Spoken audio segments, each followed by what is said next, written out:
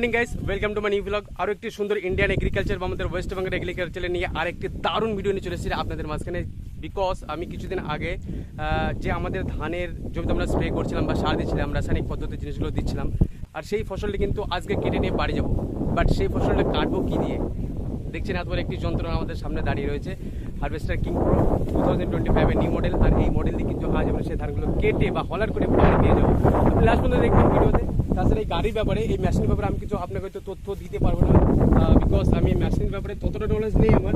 Just আমার concept হচ্ছে এটাই, আমরা ধানগুলো কাটবো। তো এখন ব্যাস জাস্ট কাটা হবে, কিভাবে কাটছি লাস্ট পর্যন্ত দেখবেন।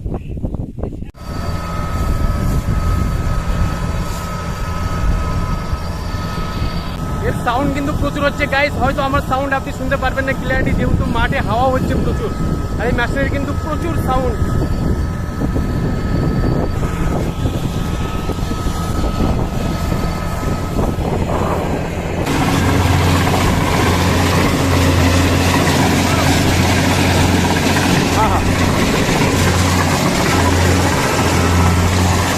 চলো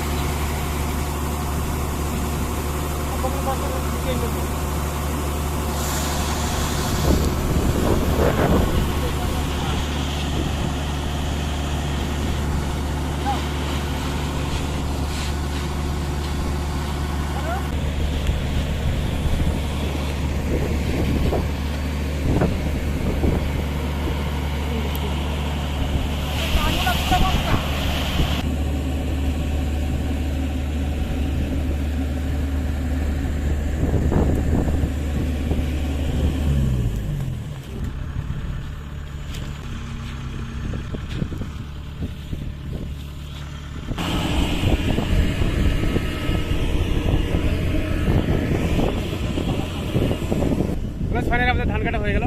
এই যে আমাদের ফসল, যে ধানের ব্যাপারে আমি এতদিন থেকে চর্চা করছিলাম, ধান পুঁতা থেকে নিয়ে একদম লাস্ট শুরু পর্যন্ত, আজকে কিন্তু সেই ফসলে বাড়ি যাচ্ছে। মানে কিছুদিন আগে বলা হয়েছিল একটা ভিডিওতে যে এক সপ্তাহ বা 5 দিন পরে ধান বাড়ি যাবে, তো সেই ধানটা আজকে বাড়ি যাচ্ছে। তাছাড়া পাশের আরেকটা ধান সেটা তো রয়েছে, সেটা এখনো কাটা হয়নি। তো এখন এগুলো আমরা ফের আবার ট্যাপার আসবে ট্র্যাক্টর, আমরা আবার এই ধানগুলো নিয়ে বাড়ি চলে যাবো।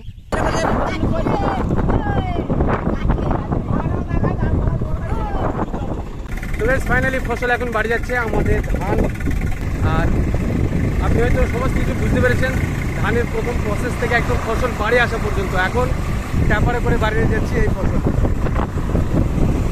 আজকের জন্য ভিডিও আছে।